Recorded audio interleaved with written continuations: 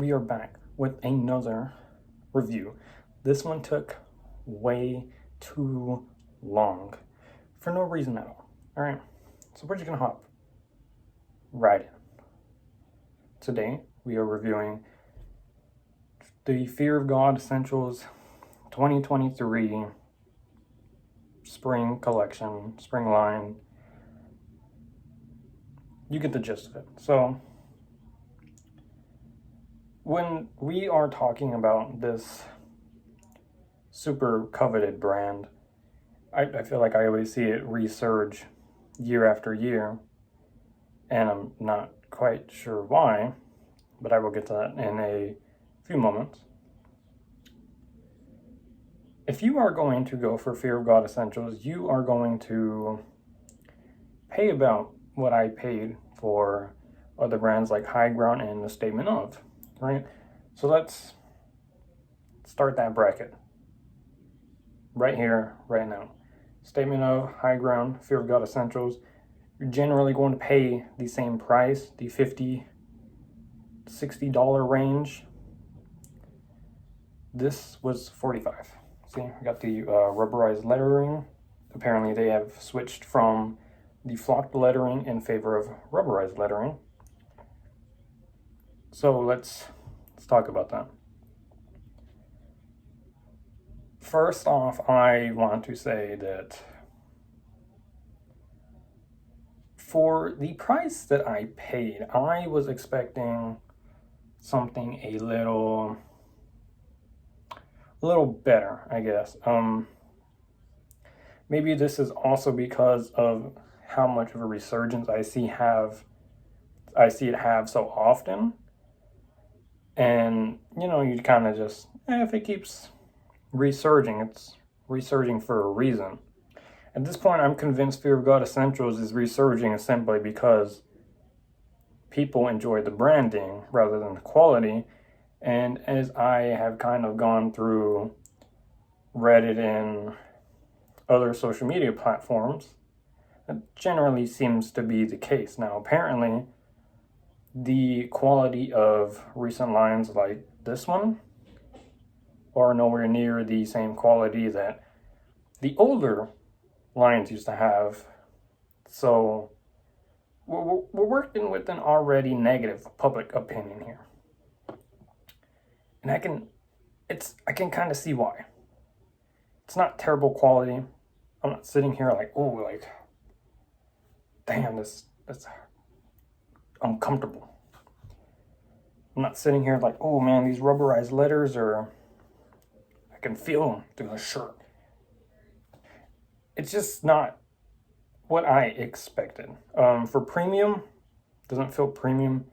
If I wanted premium, I would go with the Statement Of. Shirts always ultra soft. You can always count on them. Fear of God Essentials, I kind of feel like the only main standout feature is the neck, right? Not sure if you're able to tell, but the neck is not exactly the same as the neck lining of other clothing. Every brand has its kind of, marketing standpoint. A Statement Of is oversized, good, great quality, amazing quality. If we look at High Ground, it's amazing quality, collab quality. That's what their brand identity is kind of based off whenever I look at them. So Fear of God Essentials, shirt quality, not horrible, not amazing. I'm not sitting here like, damn, this shirt feels great. It's kind of just like, okay, like, this kind of feels like one of those brands where it's like, oh, I got the money for it. I guess I'll throw some money at that because that's a brand that's pretty popular. Let's talk about the size chart. The sizing, a little crazy. I bought an extra small and an extra small. This right here is an extra small. The only real differences that I feel like I found were in the sleeve length. Extra small sleeve length was like maybe half my bicep, whereas this covers more of my bicep. and the extra small just feels even more boxy. I feel like the boxy fit kind of comes in a little bit more. I would have gone true to size. I didn't know how that would look. I would have gone down one. I didn't know how that would look. Size charts seem to vary from website to website, from Fear of God to PacSun to Sense. So I have read Sense has a more accurate size chart. If you're looking to buy, I would probably echo that same sentiment. I wouldn't know. I got them straight from the Fear of God website, which I feel like could be accurate. It's not wildly inaccurate. But keep that in mind. That was one of the biggest struggles with this brand, because it is meant to be very oversized, and it's, a premium oversized thing that a lot of people apparently really despise you for if you don't wear it in the oversized way, and it is very gatekept. This is probably one of the most gatekept brands I've ever seen in my life, and I'm not even sure why. So, pricing, it's all right. Size charts feel a little bit confusing. Quality, it's okay. I wouldn't sit here and go in my closet and pick this shirt over something else necessarily. But, maybe if I want to, go out and be like, oh, like, maybe show off, I can afford some of these more prominent brands, then I'd be like, oh yeah, let's throw in the essentials. One concern I do have when I was researching this brand, with the switch from flocked lettering to rubberized lettering, a quality issue seems to be common, and it is that the rubberized lettering is a little prone to falling off. I wouldn't so much bring this up if I didn't also read that the flocked lettering that they used to do was also, kind of run into its quality issues. So the quality assurance of the brand seems to be pretty iffy. That is something to also be aware of. In my experience, I don't feel like I ran into that. But obviously quality assurance issues, it's going to happen, right? It's going to happen.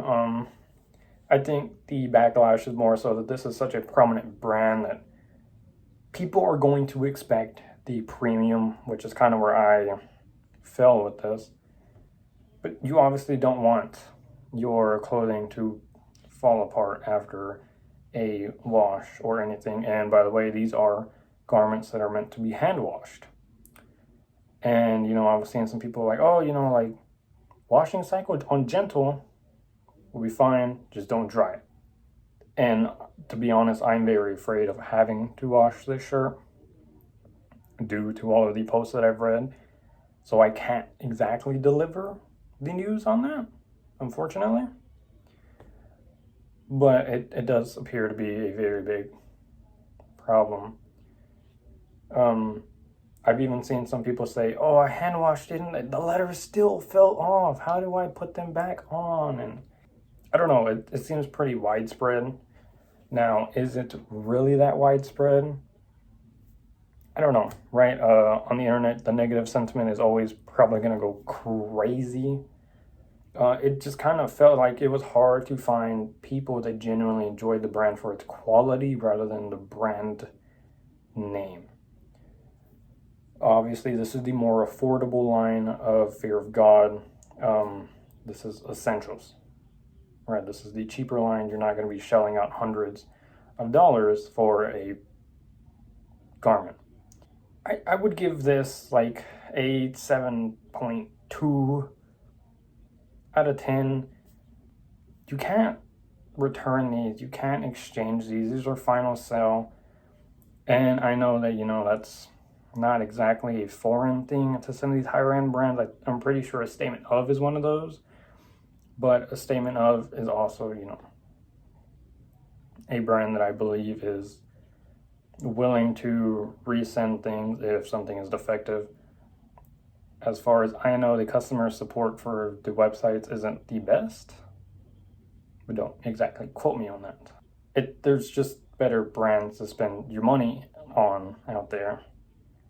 And if you want to, flex that you have some money with a more well-known brand, Essentials may be the way to go.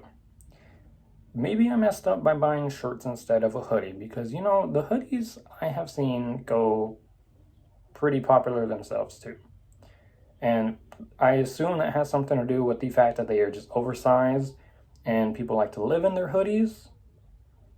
But other than that, I don't see what the hype around this brand is as much as I was reading online. And like I said, it was one of the most gate-kept brands ever. One of those brands that also people were like, oh, if you still wear Fear of God Essentials in 2023, you're whack. So it seemed like pretty negative sentiment. Maybe I just kind of caught it at a bad time. I'm not sure.